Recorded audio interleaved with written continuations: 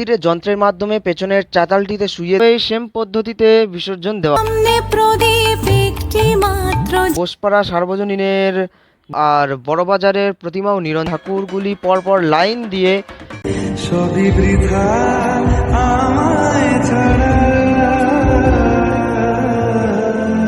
তো দর্শক বন্ধুরা, আমরা পৌঁছে গেছি বড়বাজারে মাঠে, যেখানে এবারে দশমীর দিন ঠাকুর বিসর্জন হবে। আর এই বড়বাজারে ঠিক এই জায়গাটাতে মণ্ডপ রয়েছে, আর এই জায়গা দিয়ে মানে ঠাকুর যাবে ধীরে ধীরে, এই জায়গা দিয়ে ঠাকুর যাবে। তো এখন মোটে তো 5টা মতো হয়তো বাজে, 4:40 বাজে। তো এখন ঠাকুর ধীরে ধীরে আসতে শুরু করেছে। আমরা ঘাটের দিকে যাবো, দেখবো বিসর্জনটা কেমন ভাবে হয়। তো সবাইকে আমার তরফ থেকে শুভ বিজয়ার প্রীতি এবং শুভেচ্ছা জানাই। তো দেখতে পাচ্ছ বন্ধুরা, একটা ঠাকুর এখান দিয়ে যাচ্ছে এই মেলার প্রাঙ্গণের মধ্যে দিয়ে।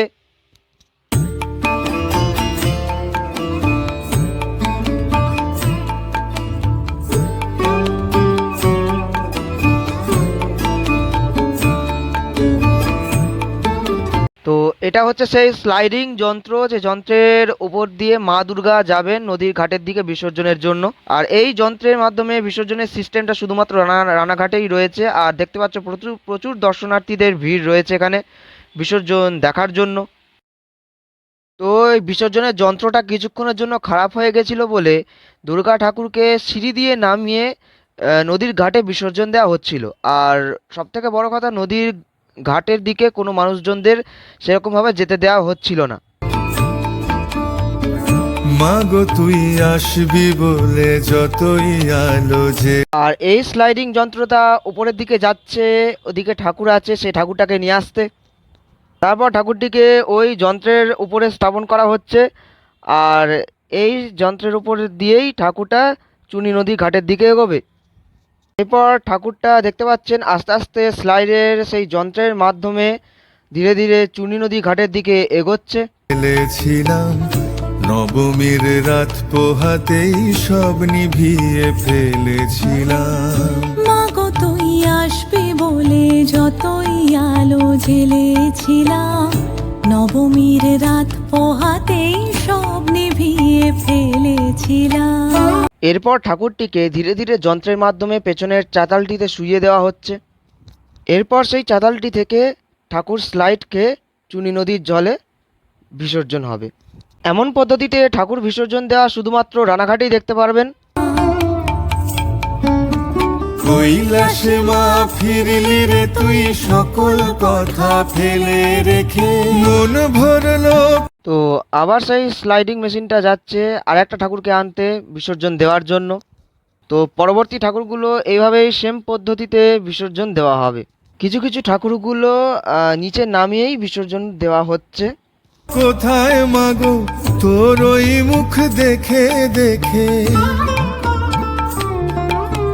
চালচিত্রের সামনে প্রদীপ একটি মাত্র জেলে রেখে ভাবছি মা তোর রূপের আলো যুগে যুগে মন ভোলালো, মন খারাপের ঢাকের বলো কোন খেয়ালে মন দোলালো, মাগো তুই আসবি বলে যতই আলো জ্বেলেছিলাম, নবমীর রাত পোহাতেই সব নিভিয়ে ফেলেছিলাম।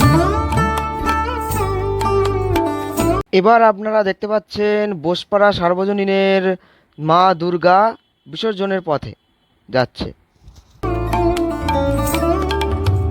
বিদায় দেবার আগে মা তোর গাল দুখানি ছুঁই, আসছে বছর এই শরতে আবার আসিস তুই, আসছে বছর এই শরতে আবার আসিস তুই।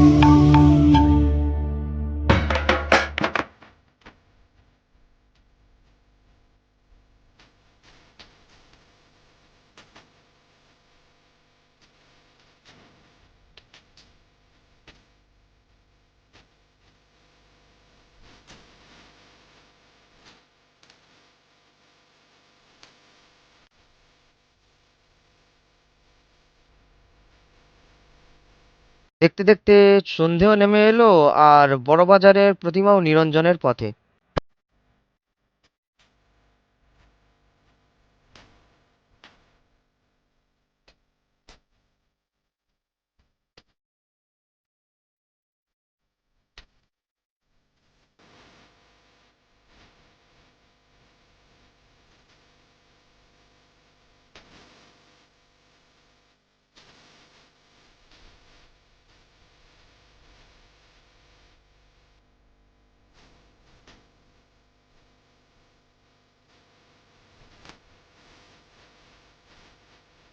সন্ধে নামতে নামতেই দর্শনার্থীদের ভিড় একদম উপচে পড়ছে।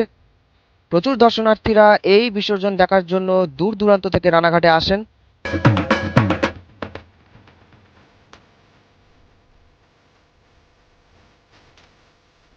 তো দর্শক বন্ধুরা, আমি দাঁড়িয়ে রয়েছি বড়বাজার মাঠের একদম সামনে, আর দেখতে পাচ্ছেন ঠাকুরগুলি পরপর লাইন দিয়ে মাঠের ভেতরে প্রবেশ করছে, আর তাদের সাথে সাথে পূজা কমিটির সদস্যরাও ভেতরে প্রবেশ করছেন।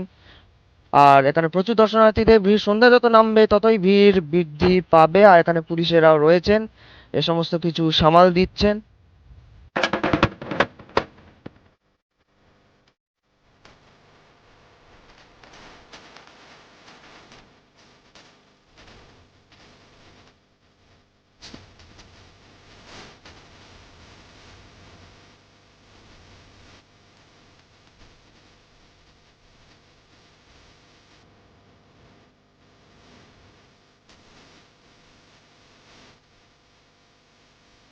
তো দর্শক বন্ধুরা, মূল যে বিষয়টা দেখানোর দরকার ছিল সেটা হচ্ছে রানাঘাটে যে পদ্ধতিতে বিসর্জনটা করা হয় সেই পদ্ধতিটা তোমাদের আমাকে দেখিয়ে দিলাম।